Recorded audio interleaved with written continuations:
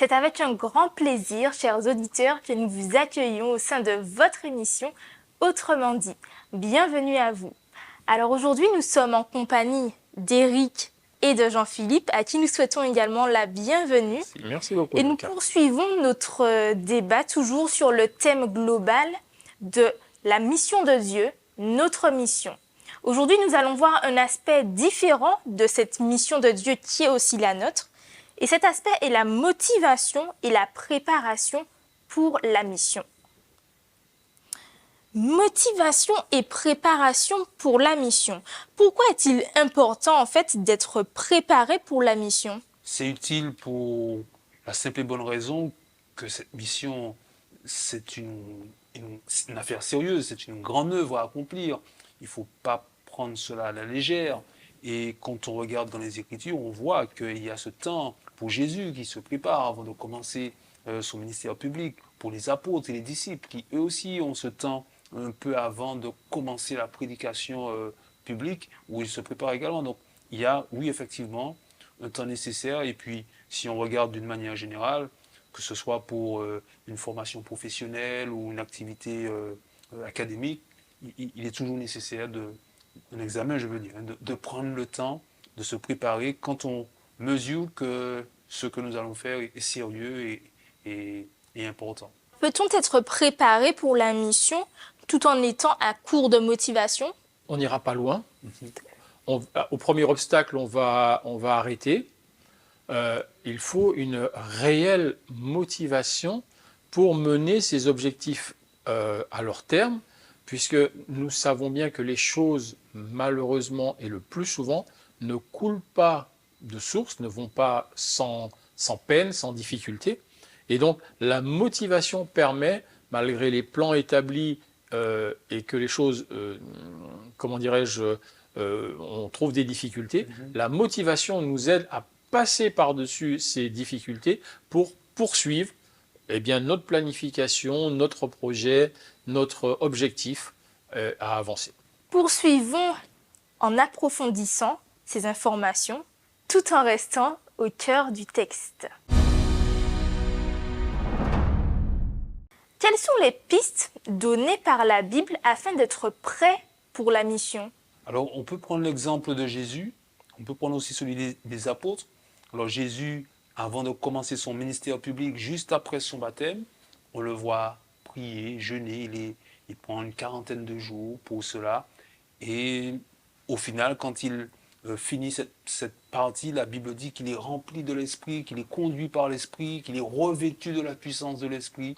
Il y a vraiment une idée qu'il n'a pas voulu faire seulement selon sa pensée, sa façon de voir, mais qu'il a recherché une connexion particulière avec Dieu pour finalement avoir cette inspiration divine dans son action. Et on retrouve un peu le même schéma avec les disciples qui vont commencer la prédication publique à partir de Actes chapitre 2, Actes des apôtres dans le Nouveau Testament, mais bien avant, au chapitre 1, sous les conseils de Jésus, selon les conseils de Jésus, ils prendront le temps de prier, de faire le point ensemble, de préparer de manière logistique aussi leur action. Donc, et là encore, on les verra remplis de l'esprit, prêchant la parole de Dieu avec cette même puissance que Jésus a manifestée. Est-ce que ça signifie que nous aussi, aujourd'hui, nous devons faire des 40 jours de jeûne et de prière pour réussir à être prêts, c'est ça? Alors, nous ne passerons pas forcément 40 jours de jeûne et de prière, quoique si l'esprit nous dit qu'il faut en passer par là. Mais bon, de manière plus sérieuse, cela nous indique que même... Alors, on pourrait voir ça de plusieurs points de vue. D'un point de vue ecclésial, c'est-à-dire la communauté, l'Église, on fait des plans, on a des choses. Mais individuellement aussi, nous avons des plans à mettre en place. C'est-à-dire, je dois être prêt. Tout comme Jésus s'est préparé, les apôtres se sont préparés, eh bien je dois être prêt. Et pour être prêt, prêt à témoigner, c'est-à-dire prêt à partager cette bonne nouvelle du salut en Jésus. Eh bien pour être prêt, ma préparation à moi, c'est de vivre une relation avec Dieu, c'est d'avoir des expériences avec Dieu. Et alors je peux partager, je dois être prêt aussi à partager, à discuter, à dire à l'autre, eh bien tu sais, je t'écoute dans ta problématique de couple, de je ne sais quoi, de travail. Eh bien, moi aussi, j'ai peut-être connu cela et voilà ce que Dieu m'a apporté, voilà ce que j'ai vécu, mon expérience. Donc, tout cela, c'est une préparation, que ce soit en église ou que ce soit individuellement. La semaine dernière, nous avons vu qu'en fait, que chacun a différentes façons de partager la bonne nouvelle. Mais si je ne suis pas une personne qui aime, je vais dire, discuter, mais parler en public, comment je vais faire pour donner mon témoignage aux autres? Alors, il n'y a pas que le témoignage public devant une grande assemblée ou même une petite assemblée. Il n'y a pas que cette façon de faire. Le témoignage peut se vivre et se partager également dans une conversation privée, dans un petit groupe, sur les réseaux sociaux. Il y a multiples façons de faire. Et il y a toujours en tout cas un espace pour permettre ce témoignage, qu'il soit fait devant un large public ou dans une simple discussion avec un ami. Ce qui est, de mon point de vue, important, quand on considère l'exemple de Jésus ou celui des apôtres, ce sont les bonnes dispositions qu'ils décident d'avoir. Ça passe bien sûr par la prière. Après, la quantité de jours de jeûne importe peu. C'est surtout cette disposition et cette mise à disposition de leur personne pour la mission telle que Dieu le veut.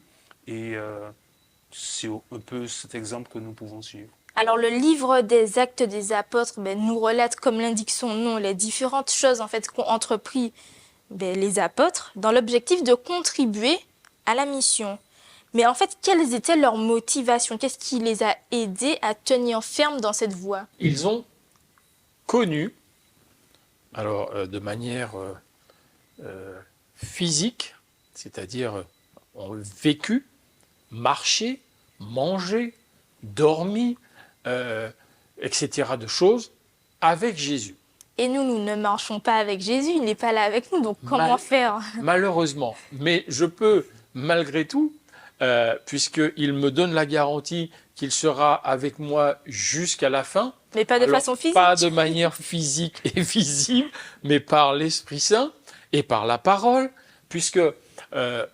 et donc, je reviendrai dessus sur cette partie-là après, sur cette histoire de parole, mais donc, il nous dit qu'il est avec nous. Et si j'ai justement, c'est un peu ce que j'ai dit tout à l'heure, cette relation avec lui, ce vécu, même si je ne le vois pas, je ne le touche pas, je ne mange pas physiquement avec lui, etc., mais j'ai une relation de vie, j'ai une relation d'échange, de prière avec lui, j'ai une relation à travers sa parole.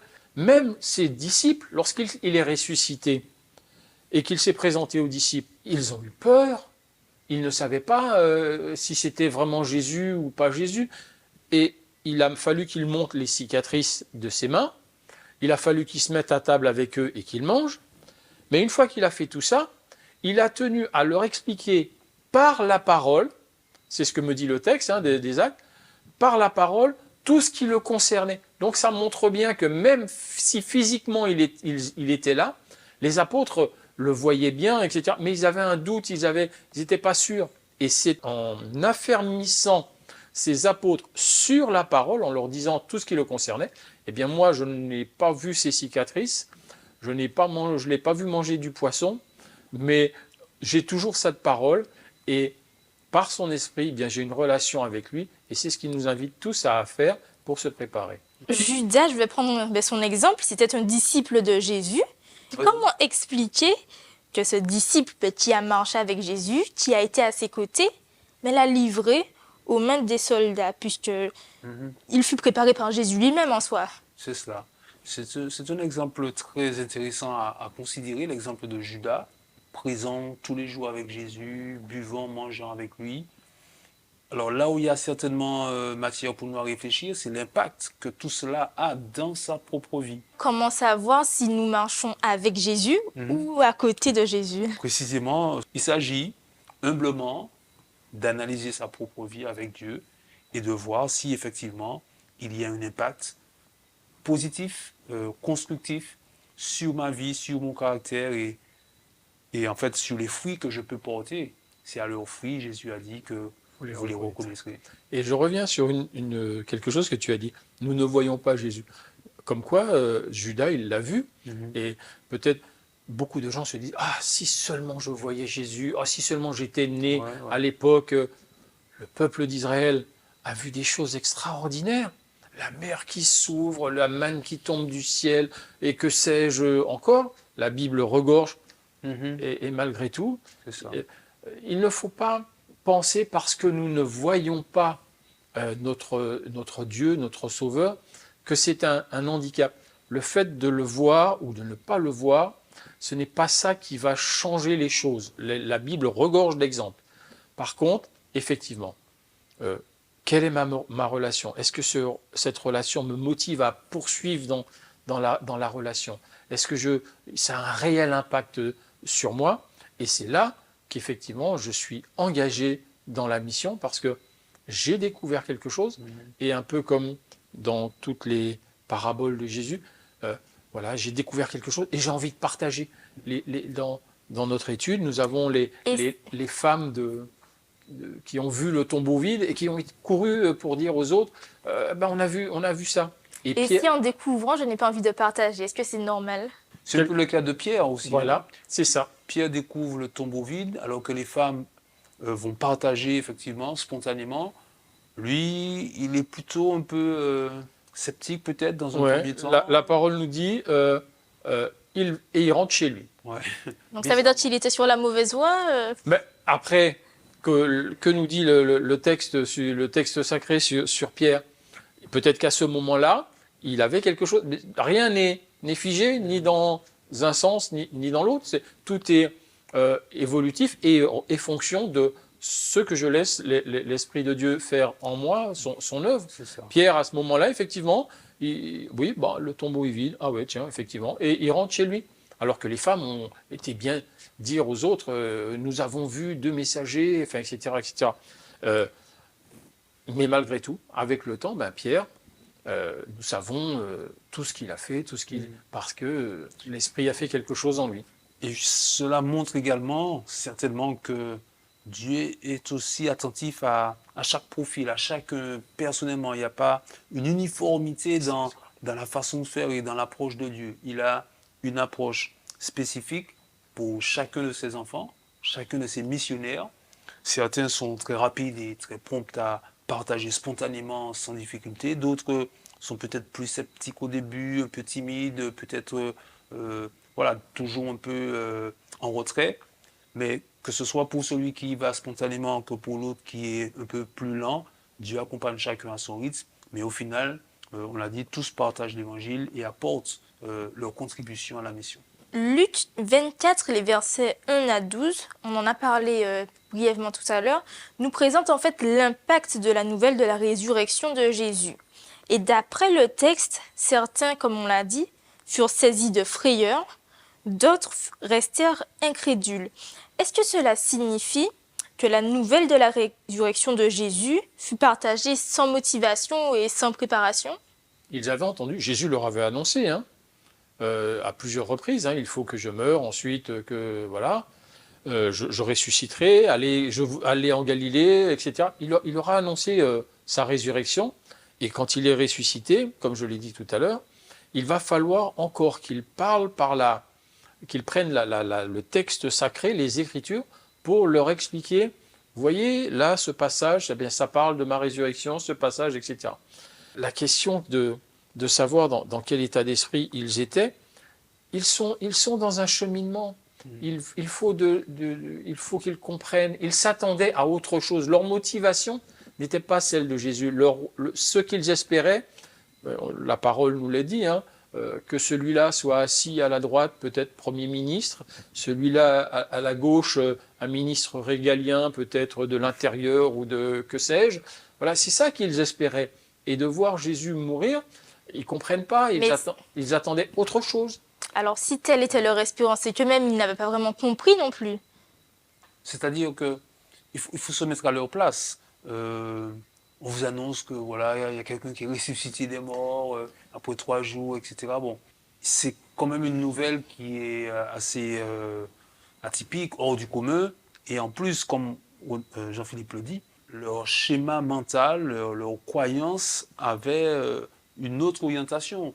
Et donc, moi, ça m'interpelle dans le sens où on a parfois dans notre conception des choses des concepts très arrêtés, très précis, des chronologies qui sont bien structurées. Et on peut être surpris finalement. On peut être surpris parce que les choses se passent différemment. Ce qui me fait dire que la foi, elle n'est pas tant dans la chronologie, dans les événements et l'ordre précis dans lesquels ils doivent arriver. La foi, elle est d'abord en Jésus, en sa personne, en sa capacité à sauver, indépendamment de la chronologie, de tout ce qui pourrait arriver et que je n'avais pas intégré dans un schéma très construit. Le schéma, il est certainement bon pour se structurer, se cadrer en quelque part, mais il n'est pas l'absolu. L'absolu se trouve en Jésus et c'est surtout en lui et avec lui que nous sommes appelés à développer une relation. Ainsi, qu'importe les situations, si au point notre qui pourrait arriver, nous pourrons garder le cap. Tout à l'heure, nous parlions de planifier. De planifier. Ça, nous aimons bien ça, planifier. Voilà, je planifie. Voilà, 20 ans, je suis bachelier et plus, 25 ans marié, 26, voilà, on a tout planifié. Et bien des fois, au niveau de notre témoignage, de notre mission, nous planifions aussi. Voilà. Alors je vais entreprendre le voisin ou le cousin ou qui sais-je, je vais lui parler de cela. Dans quelques temps, nous aurons des conférences bibliques, je vais l'inviter et assurément, dans 6, 7, 8 mois, 1 an maximum, il a pris le baptême et je pourrai passer à un tel. Et puis, quelquefois, c'est beaucoup plus long que cela. Ça fait, je ne sais pas, je dis quelque chose au hasard, comme ça fait 5 ans que nous l'invitons à des conférences bibliques. Ça fait 5 ans que... Et il n'est toujours pas baptisé, il n'est toujours pas dans la communauté de croyants, etc. Est-ce que ça veut dire que nous-mêmes, nous n'étions pas suffisamment préparés pour aller le voir? Moi, ce que Dieu m'a demandé, c'est de semer. Alors certes, quelqu'un va me dire, oui, faites des disciples, baptisez-les, hein, mais moi, Dieu, il a dit de semer. C'est lui qui fait pousser, c'est lui qui arrose, c'est lui qui sait. Il fait toutes choses en son temps, c'est ce que me dit la parole. Et l'autre, il ne le force pas. Donc c'est pas moi qui vais forcer l'autre. Ça ne veut pas dire que ma mission n'est pas bien faite ou que je n'ai pas mis assez de motivation, que je n'ai pas choisi les bons mots. Je témoigne de ce que Dieu fait pour moi. J'échange, je partage avec l'autre la bonne nouvelle. Ensuite, Dieu fait son œuvre. Et l'autre aussi a sa part à faire dans le choix, dans l'acceptation. Dieu ne le force pas. Moi, je ne vais pas le forcer. Quand on regarde la façon dont les disciples se préparent et la façon dont ils commencent effectivement leur mission, on voit notamment la présence de l'Esprit Saint. L'Esprit de Dieu est présent et c'est lui qui va qualifier. Alors, ce sont des éléments qu'on retrouve dans le cas des disciples, dans le cas de Jésus. Alors, je vois là aussi une différence entre l'obligation de moyens que nous avons. Nous avons une obligation, entre guillemets, de nous organiser, de mettre les moyens nécessaires. Quant à l'obligation de résultat, il me semble que c'est l'affaire de Dieu, le résultat final. Donc une obligation de moyens, mais pas forcément une obligation de résultat pour compter effectivement le nombre de baptêmes, le nombre d'âmes, etc. Ça appartient à Dieu. Les disciples ont fait, pour leur première campagne d'évangélisation, 3000 baptêmes, mais les actions précédentes n'ont pas donné autant. Donc le résultat final appartient à Dieu. Par contre, il nous appartient de nous organiser comme il faut pour que l'œuvre de Dieu puisse s'accomplir. De la même manière qu'au temps de Jésus, certains n'ont pas accepté ou n'ont pas été convaincus, je veux dire, par la résurrection de Jésus, ça veut dire qu'aujourd'hui, au temps où nous vivons, il est possible que tout le monde n'accepte pas forcément la bonne nouvelle. C'est pas il est possible, c'est la parole de Dieu qui le dit. Hein, c'est une certitude. Toutefois, notre mission, c'est d'annoncer, de témoigner, de partager, quel que soit le moyen, le mode. L'exemple de Jésus, c'est celui, je pense, qui est le plus signifiant. Il s'intéressait d'abord aux besoins de l'humain, les besoins de base.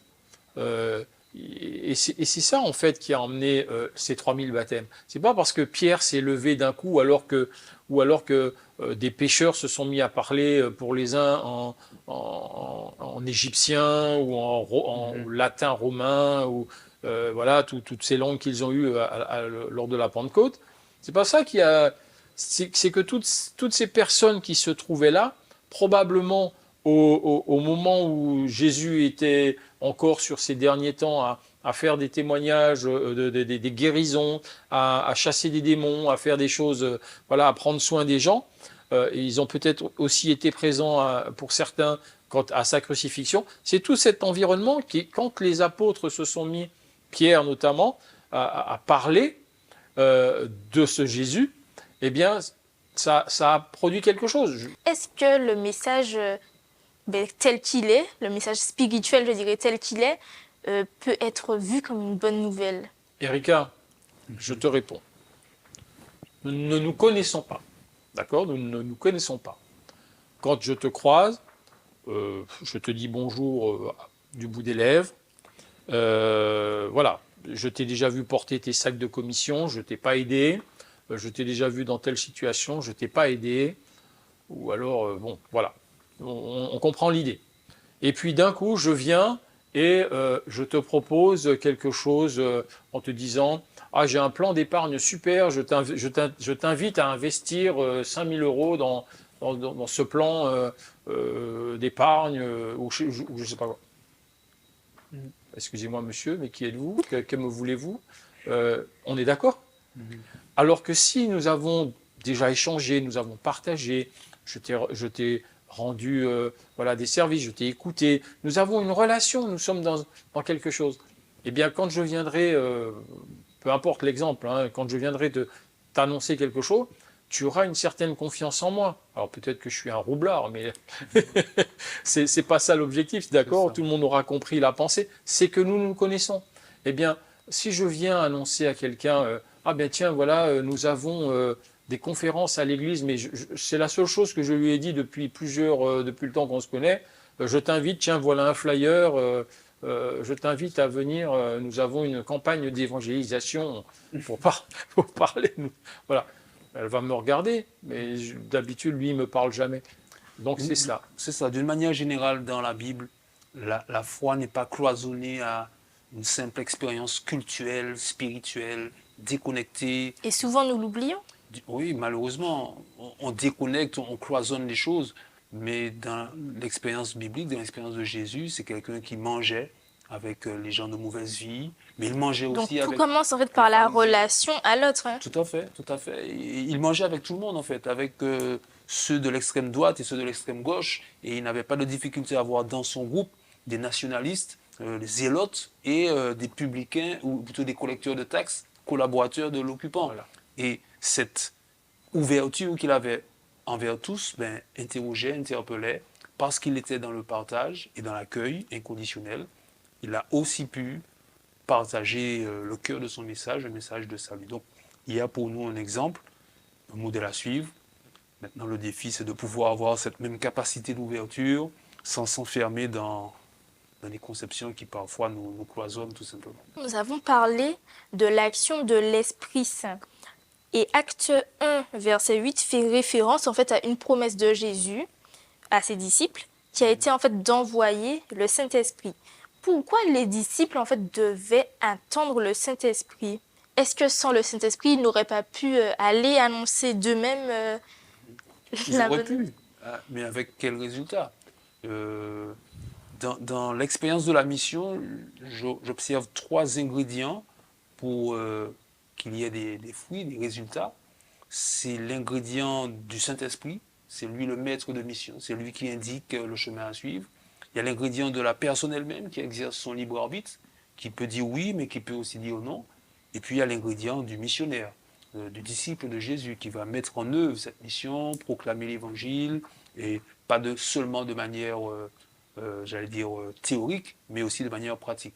Et donc, si on enlève un des ingrédients, on a quelque chose qui n'est pas pertinent. Proclamer l'évangile, mais sans avoir déjà nous-mêmes l'Esprit de Dieu. Est-ce que ce n'est pas quelque chose qui aura plutôt un effet contraire? Certainement qu'on risque de se fourvoyer en quelque part, parce que c'est l'Esprit qui éclaire, c'est lui qui apporte cette saveur à notre message, cette persuasion, cette capacité effectivement à être pertinent pour l'autre.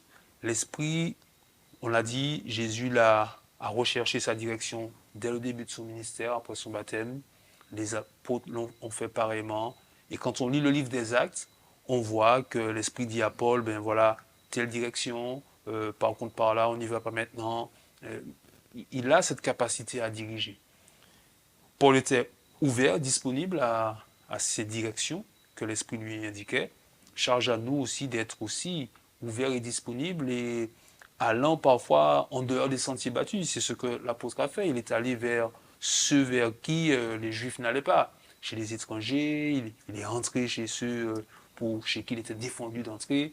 Donc il a osé aussi renverser certaines barrières culturelles et traditionnelles. Par rapport à ce que tu dis, souvent on prend ce texte qui dit en fait de ne pas aller sous des jougs étrangers, on le prend en cible en fait pour expliquer que bon, on doit aller mais sans aller trop loin, en restant quand même à une certaine limite. Alors, la parole de Dieu nous invite à aller, à vivre dans le monde, mais pas comme le monde.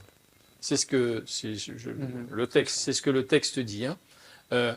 Donc, ça veut dire que je suis bien au milieu de tout le monde. On ne m'invite pas à vivre une vie d'ascète retirée dans les montagnes et puis de temps en temps descendre de ma montagne et dire attention, Jésus revient, et puis je remonte dans ma montagne. Non, je vis au milieu de tout le monde, mais pas comme tout le monde. Jésus Éric le disait, a mangé avec la droite, la gauche, les collabos, les zélotes, l'extrême droite quoi, hein, de l'époque. Hein. Mais en mangeant avec toutes ces personnes, lui ne s'est pas fourvoyé. Ce sont les autres qui ont été transformés.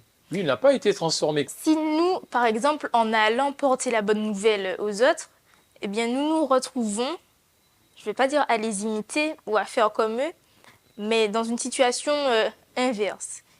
Dans la situation où ce ne sont pas eux qui sont touchés ou bien changés par ce que l'on dit, mais l'inverse. Mais en fait, d'où l'importance, on parle de préparation, d'où l'importance de prendre ce temps-là. Et combien de temps faut-il se préparer? Est-ce que c'est une semaine?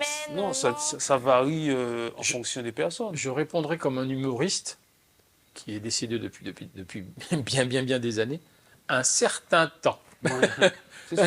Ou un temps certain, mais qui n'est pas la même pour tout le monde. Il faut être au clair sur son identité, sur qui nous sommes et qui je suis et pourquoi je fais ce que je fais, quelles sont les motivations qui m'animent. Et à partir de là, je peux aller vers n'importe qui. Mais si je ne suis pas au clair sur ça, je suis un peu hésitant, chancelant, à la moindre opportunité, à la moindre occasion un peu particulière, en tout cas qui peut m'entraîner dans une chute, je serai facilement déstabilisé. Bien prendre le temps de se préparer, d'être au clair sur son identité, sur ses motivations. Et une fois que ces choses sont clarifiées et bien consolidées, on peut aller jusqu'aux extrémités du monde. Voilà. Eh bien, merci Éric, merci aussi à Jean-Philippe pour cet échange. Nous vous remercions également, vous chers auditeurs, messieurs, mesdames qui nous suivez. Merci d'avoir été avec nous jusqu'au bout de cette étude et nous vous disons à la prochaine. Mais surtout, n'oubliez pas de liker cette vidéo et de la partager.